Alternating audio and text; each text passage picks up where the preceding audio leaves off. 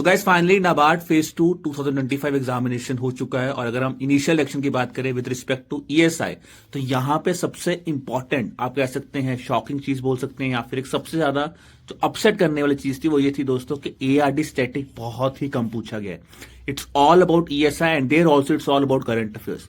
तो current affairs heavy paper रहा है। तो जिस बच्चे का करंट अफेयर्स पे कमांड होगा दोस्तों, जिस बच्चों ने स्कीम्स पढ़ी होंगी, कुछ ईएसआई के टॉपिक्स पढ़े होंगे, तो उनके चांसेस मैं कह सकता हूं they might have a good chance, because वहां पे काफी क्वेश्चन यहां से पूछेंगे। अगर कोई बच्चा बहुत ज्यादा एआरडी डोमिनेट था कि एआरडी स्टैटिक पे बहुत ज्यादा रिलाई कर रहा था, तो उसके लिए कहीं ना कहीं यहां पे शॉक हुआ है। अब बात करते हैं करंट अफेयर्स के कैसे कैसे क्वेश्चन है, जैसे कि स्कीम्स डोमिनेट करती हैं।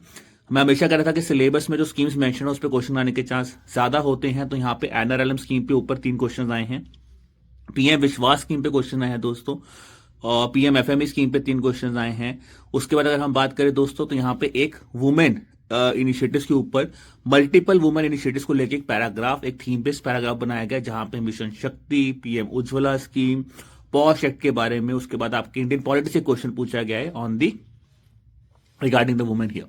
इसके अलावा अगर हम बात करें दोस्तों, तो एक इन्फ्लेशन के ऊपर पैराग्राफ बेस्ड क्वेश्चन है, जहां पे उन्होंने रेपो रेट पूछा है आपसे, सीपीआई पूछा है, सीपीआई कौन पब्लिश कर रहा है ये उन्होंने आपसे क्वेश्चन पूछा है दोस्तों। पीएमएफएमई में अगर हम बात करें तो वहां पे सीड कैपिटल क्या है, सीड कैपिटल फंडिंग के बारे में क्वेश्चन पूछा गया है। तो ओवरऑल अगर हम बात करें दोस्तों, यहां पे जो 2 मार्कर्स क्वेश्चंस हैं, वहां पे कहीं ना कहीं हम कह सकते हैं कि पेपर थोड़ा सा मॉडरेट टू डिफिकल्ट लेवल। आपने बहुत अच्छी तैयारी किया तो आपके लिए एक मॉडरेट पेपर होगा। तो अगर आपके लिए, अगर आपने कहीं ना कहीं करंट अफेयर्स को थोड़ा सा कम प्रिपेयर किया है, तो it's a really difficult paper दोस्तों। बात करते हैं 1 मार्कर की, तो 1 मार्कर में भी दोस्तों वहां पे जो स्कीम से क्वेश्चन है, काफी केस स्टडी बेस्ड टॉपिक्स पूछे गए हैं। तो वहां पे भी आपकी नॉलेज को टेस्ट किया गया है। तो अगर आपकी काफी कमांड है स्कीम्स के ऊपर, आपने काफी अच्छे तरह से उसको समझा है, तो then you have a good chance. Overall हम बात करें दोस्तों, तो ये पेपर अगर हम जितना भी हमने हमारी बच्चों से बात हुई है, I would rank it as a moderate to difficult paper.